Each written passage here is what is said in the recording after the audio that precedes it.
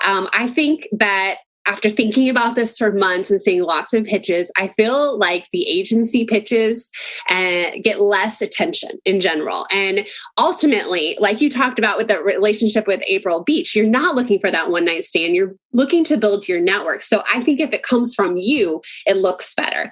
Second place, come from somebody on your team with the same email. I don't think it is as personal, but I would rather see it written first person from you, sent from you. And that's why the VA can do the legwork and hand it over to you and have you actually do that. So, and you know what? It could still be in your hello or info box. You just write it like it's you. And that way your VA will see the reply and you sign off. And there's a higher level where business owners can have that person and it's normal to have a PR person, but I don't think we need to fake it. I think we can be authentic here and not act like we're too busy to do our own pitching and whatnot. I think this is an important level for making that true, authentic connection with the other podcast host.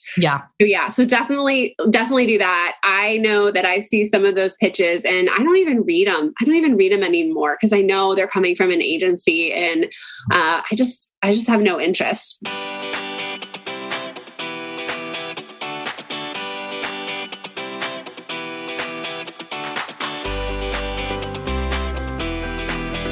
Hey friend, welcome back to another episode of the Heather Sager Show. On today's episode, we are continuing the incredible conversation I had last week with my good friend and PR extraordinaire, we'll call her. She goes by a lot of names. Jill of all trades, PR extraordinaire, unicorn, all the things. So we're continuing the conversation about leveraging a virtual assistant to personalize the pitching process as you make your efforts in 2021 to get more visible a reality. So if you missed last week's episode, be sure to scroll on back and go listen to episode 73.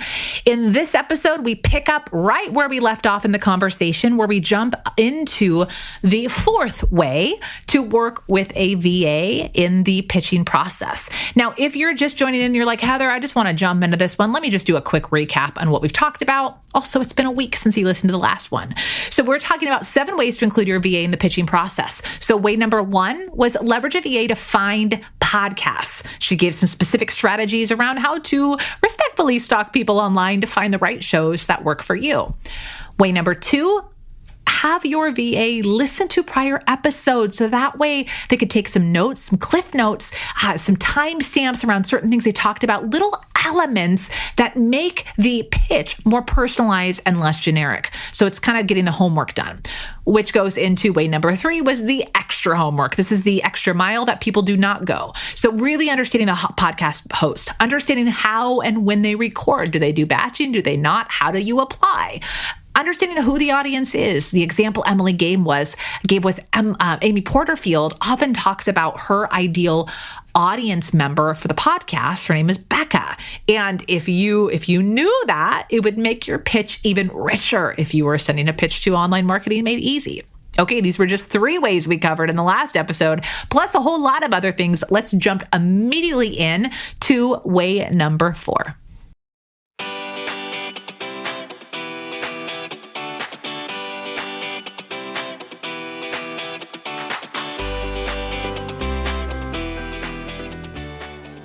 Number 3 was extra homework. So I'm really making sure that they know the things about the show, who the host is, a little bit about them. Do they batch record? How often do they do? Who their audience is? Those kinds of things.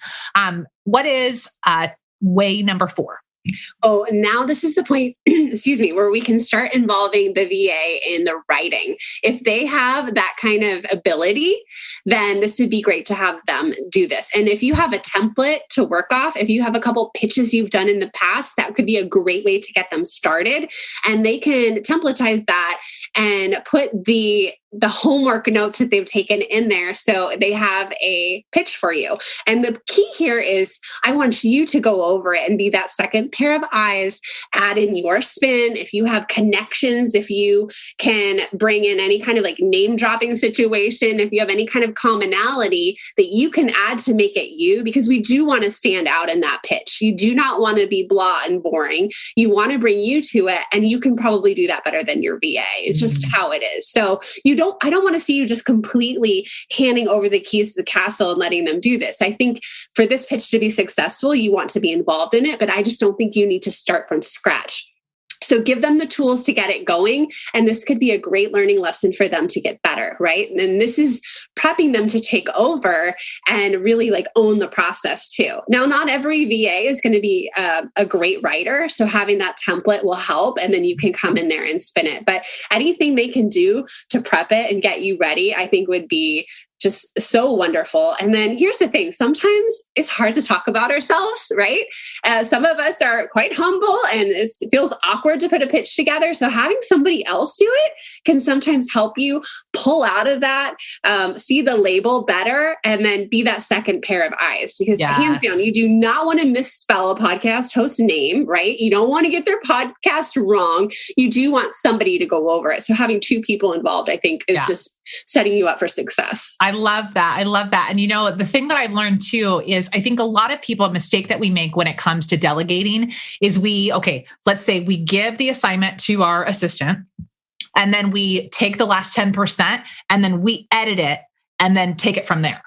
And whether or not who sends it, I'm sure you're going to talk about that in a second. One of the things I learned very early on in leading and managing teams is that little something extra that we think only we can do, never do it in private. And what I mean by this is when I do my last little edit on like a pitch like that, or let's say I'm editing podcast show notes or something, I will actually pull up a Loom video. And I go, hey, Dorothy, that's the name of my executive assistant. I'm like, hey, I'm going to do the last couple edits. I thought it'd be helpful for you to see how I'm making these changes and why. And I'll actually walk her through as I'm doing it, just in real time, be like, okay, I'm changing this here because. And what I like to do is give transparency to my VA around how I'm thinking. So for example, if there were far too many exclamation marks because they were trying to put the energy of Heather Sager into the pitch, I'm going to go, okay, I'm not like Valley Girl. It's given a little too much enthusiasm. The right exclamation marks. So little things like that, where it takes a little extra time on my part, but I find it pays off because my assistant learns the nuances of why I write the way I do or why I engage. And I'm giving them transparency in how I think. And now I barely have to touch them. So that's a little pro extra tip is you can make it like a feedback loop, have them do the work, but then you can train them on your tone of voice by giving feedback on that last 10% that you do. They'll learn and then you don't have to give them as much feedback. That is so good. I probably get the biggest complaint from business owners is, well, my VA can't write like me. They don't know my voice. And hands down, it's because they're not putting the effort in. You have to teach them. You have to teach them, not just change these 3 words. You have to teach them why. Hey, the reason why I'm changing this is it's coming across a little short or a little snarky, or I feel like we need to connect with them more. So I think something like this would be better. Give them the why for the change. If you equip somebody with the thinking behind the changes, well, then they can do better next time. But if you just like put a Band-Aid on the wound, they're not going to know how to avoid the wound next time. That's a terrible analogy, but like you got that, right? Yeah. And you know what? Sometimes people don't give their VA the positive feedback. And that's almost just as important to know when they nailed it and boost their confidence. Especially I feel like in the social media world, I feel like the VAs is kind of like get hammered. I'm like, you've got to take the time. So I love that you do that and make it a educational moment, and it just pays off down the road. It's work now. This pays off later when it's off your plate. And you Bingo. Bingo. Yeah. All right. So that's step number 4. Well, with that, I want to add to that. I want you to go over the pitch because ultimately I want you to send the email from your address. I think that after thinking about this for months and seeing lots of pitches, I feel like the agency pitches get less attention in general. And ultimately, like you talked about with the relationship with April Beach, you're not looking for that one night stand. You're looking to build your network. So I think if it comes from you, it looks better. Second place, come from somebody on your team with the same email. I don't think it is as personal, but I would rather see it written first person from you, sent from you. And that's why the VA can do the legwork and hand it over to you and have you actually do that. So, and you know what? It could still be in your hello or info box. You just write it like it's you. And that way your VA will see the reply and you sign off. So hopefully that made sense. Yeah, I love that. I think a lot of people like the idea of displacing that ownership to their team because it lessens the blow of rejection. But again, like if you're building relationships, I know for me, when I get an actual email from someone, that stands out differently in my inbox than their assistant or someone else. Think about this as two ways. If you are like, ooh, if I put somebody else in the middle, it'll blow, like lessen the rejection. On the other end of it, if you put somebody in between us, it's going to make it much easier for me to reject you. Yeah. Like that, like you're inserting that person there to remove that personalization. And when that personalization is not there, that one-on-one, it's going to be easier for me to go, yeah, I'm going to break up with your assistant. Like, I'm not hurting your feelings. Like, no big deal. Like, just, it goes both ways. It does. And there's a higher level where business owners can have that person, and it's normal to have a PR person, but I don't think we need to fake it. I think we can be authentic here and not act like we're too busy to do our own pitching and whatnot. I think this is an important level for making that true, authentic connection with the other podcast host. So definitely do that. I know that I see some of those pitches and I don't even read them. I don't even read them anymore because I know they're coming from an agency, and I just have no interest. Yeah, me neither. That moves us into way number 5. Your VA can help you personalize the process. What's this one? Okay, so a lot of podcasts take their guest through application. And if your VA is doing the homework back in step number 2 and number 3, they can find that online form and they can completely apply for you on your behalf and fill out the forms that will help them get accepted to get the yes. So it's the same pitch that you've done before. Your VA is copying and pasting it into the forms. Now, this step is crucial because sometimes you don't get a copy of those forms and you might completely forget what you pitched. So I say, take a screenshot. So guilty of this. I do. I've actually been guilty of saving them in the wrong client folder. I'm like, where did that go? I know I took it. But yeah, I've made this mistake. You're learning. This is firsthand information, you guys. Take a screenshot because sometimes you don't get a copy and you want to be able to know what you did, what you said, and what was the end result? Did it work or not? And so I like to save those screenshots over in the Google Drive. And sometimes I can link to those in my notes for the show. If I were super organized, that's what I would tell my VA to do. And then that way you could just click on that main Google Doc and then see what you submitted. So this process is time consuming, believe it or not, to go through the forms and customize it. And everybody has some kind of different variation of the same questions, but they want to know the same things. Like, are you a fan of the show? What's your favorite episode? And your VA can 100% do all of that work for you and get it. It's almost like an automated process. And I really like that. And I like that because it usually shows me the hosts are pretty automated. They usually sit down for a selection every so often to go through the entries, and they'll let you know. And it's kind of like my favorite way to apply for a podcast. Yeah, so what's funny is it's my least favorite way because I'm like, oh my gosh, all the things. It's so much easier to like fire off a pitch. It's also so much easier to fire off a generic pitch, which is why people do this, because then it's like, if you can't take the time to actually do the questionnaire, we don't want you on the show. It's like a self-filtering thing. But I will admit, I have come across things where somebody's like, hey, will you be on the show? And then they'll send me a link. And I'm like, I'm not filling this thing out. So thank goodness for my assistant, because I'd blaze over some amazing opportunities because I don't like the admin work. I don't like having to do that, but my assistant is awesome at it and she organizes it. We just copy and paste the answers into our project management tool. We just have like a tag with like all the notes for the show. So it's easy, but it's that back to the organization you talked about before, but also know your strengths. I hate those forms. That's why I have someone on my team who loves them.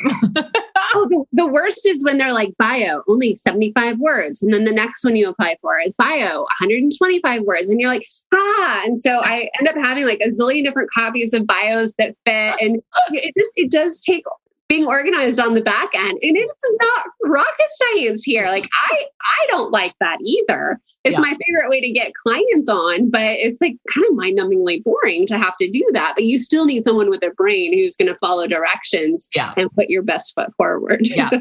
Okay. So 5 is have your VA, someone who loves doing those things, have them do the forms. What's way number 6? Number 6 is more along the lines of your admin VA who's going to help you stay organized on the back end. And that's keeping your calendars up to date, having your media assets ready to go.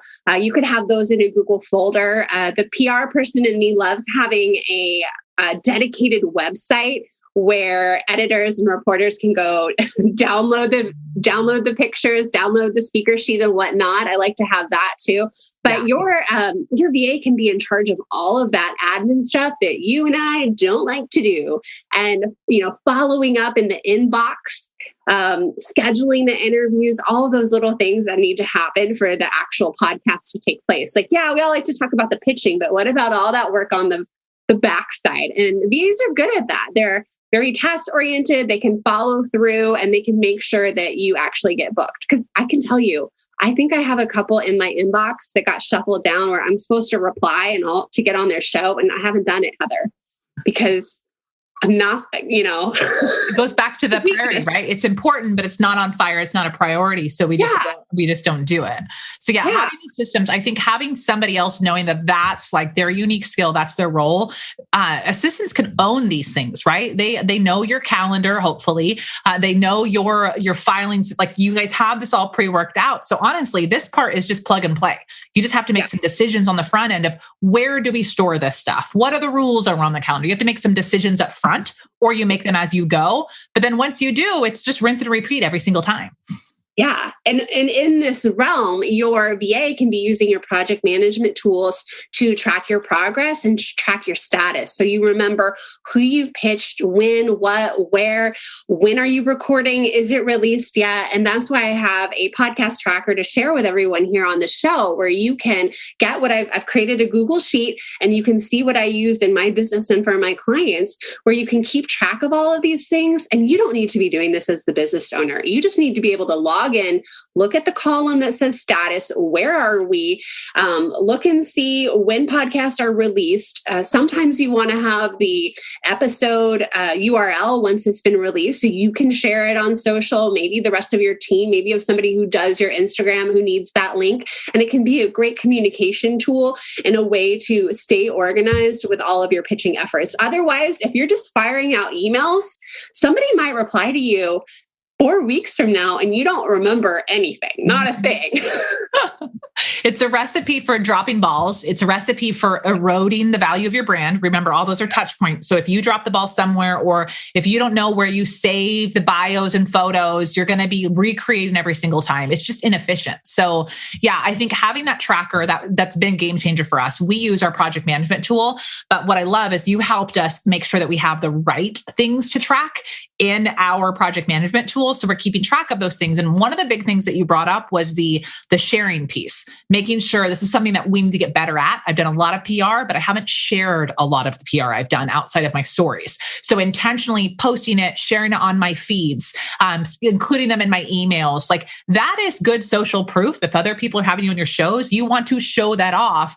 Also, the host loves the fact that you're sharing their show. So those are kinds of things to keep track of. So before we jump into way number 7, Emily, how can my audience today get their hands on that tracker? Because I'm sure they're going to want it. Okay. If you just go to emilyreaganpr.com/pitch, you will find this tracker that I'm talking about that will hand the VA everything they need to be able to organize your pitches and stay on top of it.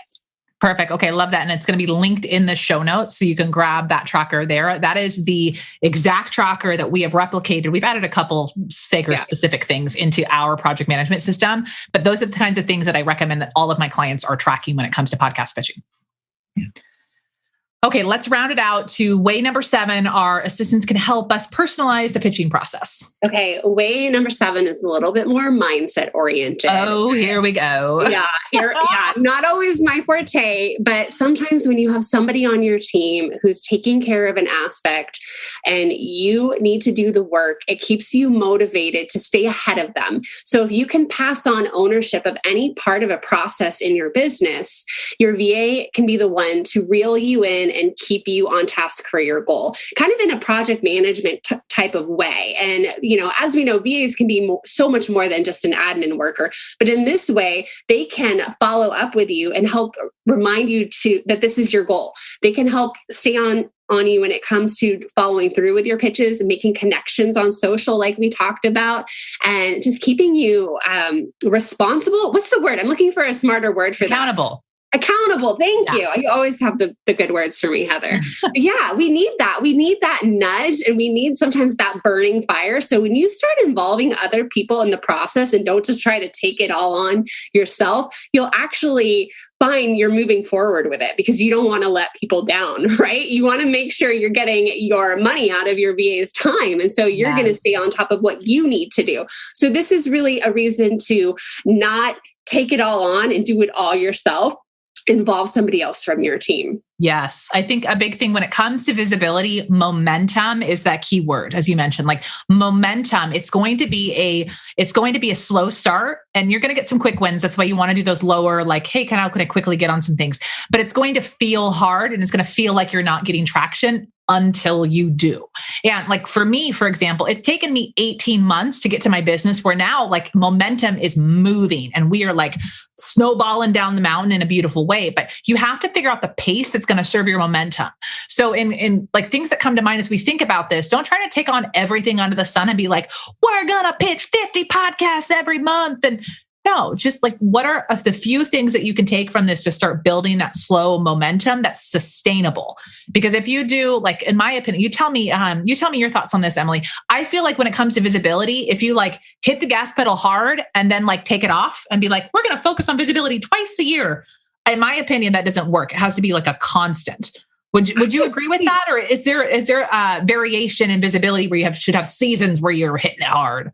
You know, I've been involved in media blitzes in general when there was a specific season. So there might be some times, and I'm thinking out loud, when it's good for the online business world, like maybe not in the summer, but I just truly believe in consistency. I think you should be constantly doing this and making it part of your routine and have these goals. And otherwise, I think you just get buried in the weeds of big dreams and no action. So I don't see just 2 weeks of visibility paying off. And a lot of that is because podcast hosts are so different and media is so different in what they're covering and when, that I don't think you can time it right perfectly. Yeah.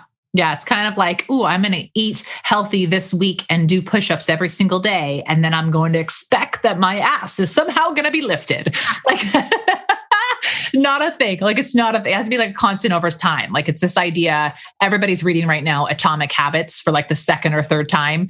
I just read that again here recently. It's this idea of like tiny little things that you can do in your business to start getting those results versus the big sweeping changes. This is an example of what you talked about today, the 7 ways to leverage an assistant to help you with that. Think about these as tiny habits. How can you implement some tiny habits in your business to start getting momentum? That's what we need to focus on, not these big sweeping PR campaigns. Oh my gosh, yes. And it's such a refinement process because what you're pitching this week might not work.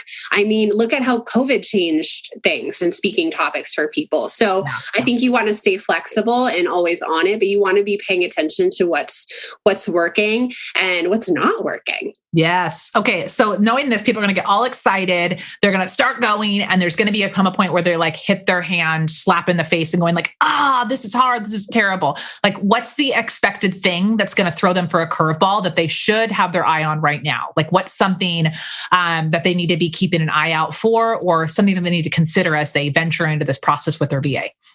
I think people really underestimate how much work goes into a good pitch, right? When you think about the constant need to do the homework with the podcast. So my mind is going to, how can you space that out where it's doable and continual and still you have your expectations under control. So I think that's just a process that's always going to be happening. I do think it's also important to be telling your VA your ideas. I love to talk with my team and my clients on Voxer, and I'm like, hey, I just got an idea for this podcast or whatnot, and having them kind of track me and track my ideas, and then kind of coming back to me and reminding me like, oh yeah, remember when you said this? Like, let's do it. So I think that it can be seem like the next shiny thing, like, oh, I got to work on this, but having your team kind of come back and hold you accountable, because you are going to get in the weeds. You're going to be trying to do your, evergreen webinar or, something else big in your business. And you're going to kind of forget like, oh yeah, this needs to be running at all times. And there's a saying that I heard recently that I love so much, and it's called Eat the Frog. Have you heard of that? Oh yeah. This is like this essential book in corporate America. Oh my gosh. I had no idea, because I'm not from corporate America, but you do that big, scary thing first. And maybe this goes along with the habit stacking and whatever, but do the pitch first and then move on with the other parts of your business. Like get up and do your morning workout first and then work on your business, right? We kind of have to like reward ourselves. So if you're finding that the pitching is going slower, maybe make that more of a priority and move it up the stack and give yourself the reward with other things that you can work on or, move on to. I love that way that. it's done. I love that. And it's just known that it is uncomfortable. The idea of like pitching, putting yourself out there, like it is uncomfortable, but leveraging the VA to help write it for you is super helpful. Okay, Emily, let's do a quick recap of the 7 ways that you can leverage a VA to help you personalize the pitching process. Let's recap those and let's bring this puppy home. All right. Number 1, have your VA do the research when it comes to finding podcasts for you. Number 2, have them listen to at least 3 episodes and start a Google Doc of notes. Number 3, have them do the extra homework when it comes to the podcast notes and episodes and what the business owner their mission really is. Number 4, start involving them in the writing and templatizing of your pitches. Number 5, have them do all of those online forums that none of us want to do. Just let them take over. Right? I never want to see a virtual summit form or a podcast form again. Number 6 is have them stay organized for you on the back end. Have them take care of all of the admin when it comes to following through with booking, to following through promoting the podcast. And number 7 is your mindset to involve your VA. That way you get the momentum you need and you stay focused and on track with your goals. Okay. I love this so much. This is so helpful because I think as we start up top of the episode talking about the idea of pitching, putting yourself out there is scary. There is a sea of like opinions around how to get on podcasts, how to do all these things. These are simple things to do, but I think we all get a little convoluted and a little confused when we think about delegating and outsourcing. So I love that you simplified today and said, hey, leverage your team in these specific ways. I can't wait to see how people put this action. For those who are like, Emily, I love what you talk about. I want to learn more about this. How can people connect with you online? Well, I'm having the most fun over on Instagram. So you can find me at Emily Reagan PR, that's PR for public relations. And you can also make sure you download that tracker at emilyreaganpr.com/pitch. And you can start implementing that right away. And I would love to connect with everybody here. Perfect. Be sure to send Emily a message, a DM on Instagram, and tell her your favorite little nugget from today. This was a new type of episode. Emily and I wanted to put together something that was more of a training today to help people get over this hump. Like this thing, Emily doesn't sell this, like how to train your, like these are specialized topics that she does. These are things that I do. Yes, I teach pitching inside of Speak Up to Level Up. But these little nuances of using a VA, these are even special things that aren't even in my program right now. So I love this and I can't wait to see the stages that y'all get on when you put this together. So final closing thoughts, Emily, any other little words of encouragement you want to give the audience today? I see so many business owners who want to hire a VA who can help with pitching. And I really want to encourage you to look internally in your circle around you. Who can you find that can learn this and can start implementing these 7 steps, and look there. Save yourself some money. You do not need to buy time from a pitching agency and be locked into $12,000 contracts. Like you can find somebody to help you move forward in this business. It doesn't have to be some PR practitioner. It doesn't have to be somebody who is charging out the wazoo either. You can do this with your team. I love this. Just my style, girl. And hey, for anybody who is looking for a virtual assistant, if you do not have one in place yet, Emily, I know that's what you do, that what you train. Where can somebody connect with you to get help finding their unicorn VA if they're at that phase in their business? Oh, thank you. If you go to hireaunicorn.com, you can fill out a form and I'll post that with my work group. I do train smart women, military spouses, moms, women starting second careers, how to work online with these digital marketing skills. And some of them could very well help you or fill in the role as an admin VA or a marketing VA. So again, hireaunicorn.com and we'll find somebody for you. Awesome. Emily, thank you so much for being so generous with all of this today. This was so fun. I always love connecting with you. I think my favorite moment was the Lucy, Ricky, Bobby conveyor belt. Talladega Nights. Talladega Nights. And with that, thank you all so much for listening to today's episode. If there was a nugget that stood out for you, be sure to take a screenshot, tag Emily and I both on Instagram, and tell us what you loved about today. And we will see you again next week, same time, same place. Bye, friends.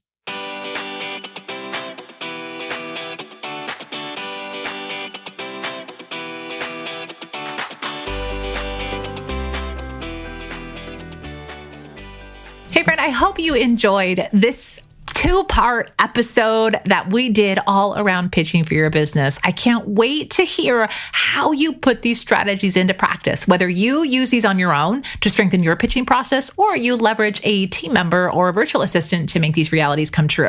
Just remember that getting visible takes work, and you have to make sure you are committed to getting uncomfortable and putting yourself out there. These are simple processes, but they're going to take some work. So don't forget to download that tracker Emily mentioned. And also know that your confidence grows when your competence grows. Having a plan will help you with that. So if you want some help making sure that you're on the right track of the types of things you talk about and how to actually ensure that an audience continues to want to learn from you, i.e., opt in for your freebie, follow you online, and ultimately convert into your programs, head on over to heathersager.com/speak, where my on-demand masterclass that's available right now, where you can see me teaching live in action. I'll teach you how to build your authority and grow your programs using guest speaking. Even if you're terrified, even if you have a tiny audience, even if right now you're winging it without getting results, I'm going to teach you how to become strategic as a guest speaker, whether it's on podcasts, virtual summits, guest bonus trainings, or on your own platforms. This is the year where your voice needs to get heard. Let's do it with intention so you don't waste your precious time. So head on over right now, heathersager.com/speak. I can't wait to see you in session. All right, friend, we'll see you next week for another episode. Bye, friend.